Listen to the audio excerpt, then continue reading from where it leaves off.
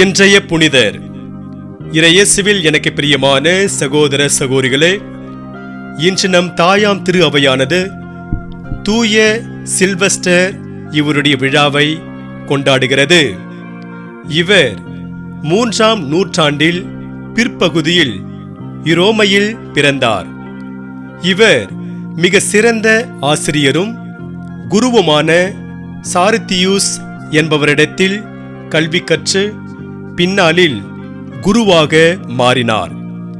Sylvester குருவான சமயத்தில் டயோக்ளேசியன் என்பவன் ரோமையை ஆண்டு வந்தான். அவன் கிறிஸ்தவர்களை கடுமையாக சித்திரவதை செய்து வந்தான். அவனுடைய இறப்புக்கு பின்பு கான்ஸ்டான்டைன் ரோமையின் ஆட்சி பொறுப்பை ஏற்றான். 312ஆம் ஆண்டு அக்டோபர் 28ஆம் நாள் அவன் மாக்சின்டியூஸ் என்பவனோடு போர் தொடுக்க வேண்டி வந்தது. அதனால் மன்னர் கான்ஸ்டான்டைன் திரு அவையின் உதவியை நாடினான். அந்த போரில் அவனுக்கு வெற்றி கிடைத்ததும் அவன் கிறிஸ்தவ மதத்தை அரசாங்க மதமாக அறிவித்தான். இதனால் நிறைய விஷயங்கள் முற்றிலுமாக மாறின.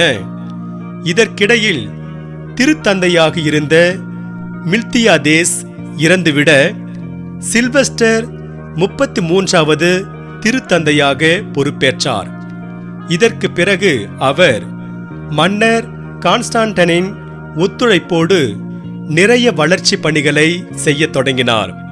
அதற்கு முன்பாக டாக்மாட்டிஸ்ட் என்ற தப்பறை கொள்கையினையும் 325ஆம் ஆண்டு நடந்த நீசேயா பொது சங்கத்தின் வழியாக ஆரிய பதத்தையும் முடிவுக்கு கொண்டு வந்தார்.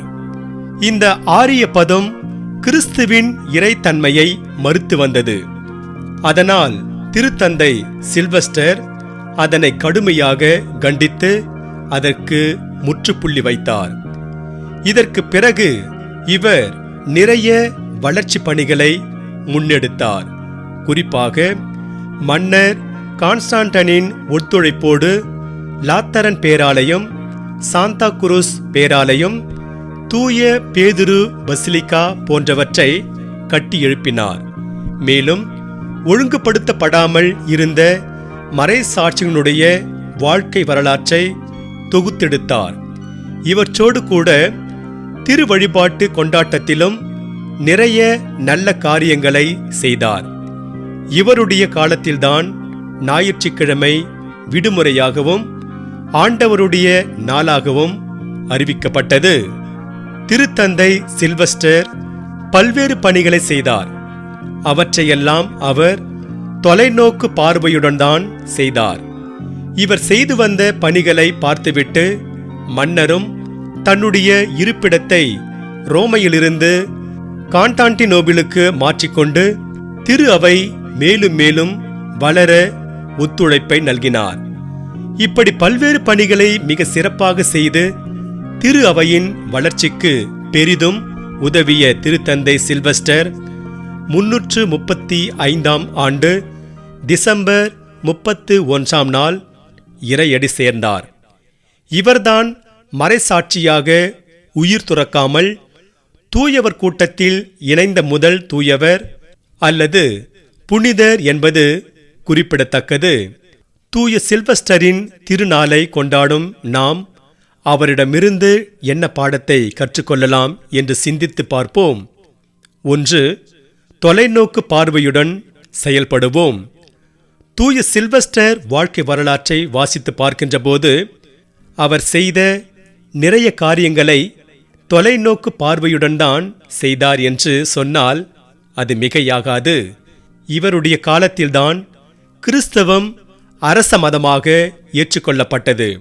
எனவே இப்படிப்பட்ட சூழலில் எதையெல்லாம் செய்தால் திரு அவை எதிர்காலத்தில் நல்ல விதமாய் வளரும் என்ற தொலைநோக்கு பார்வையுடன் சிந்தித்து செய்தார். அதனால்தான் திரு அவை இன்றைக்கு இந்த அளவுக்கு வளர்ந்து நிற்கிறது. இவருடைய திருநாளை கொண்டாடும் நாம் தொலைநோக்கு பார்வையுடன் செயல்படுகின்றோமா என்று சிந்தித்து பார்க்க வேண்டும். இந்த இடத்தில் நம்முடைய இந்திய நாட்டில் தோன்றிய தூய குரியாக்கோஸ் எலியா சவராவை குறித்து சொல்லியாக வேண்டும். இவர் கேரள திரு அவையில் பல காரியங்களுக்கு முன்னோடியாக இருந்திருக்கிறார் என்று சொன்னால் அது மிகையாகாது. இவர்தான் இந்திய மண்ணில் முதலாக இருபாலருக்கு துறவற சபையை சிஎம்ஐயை நிறுவியவர். இவர்தான் கேரளாவில் அச்சகத்தை கொண்டு வந்தவர். இவர்தான் 40 மணி நேர நற்கருணை ஆராதனையை அறிமுகப்படுத்தியவர்.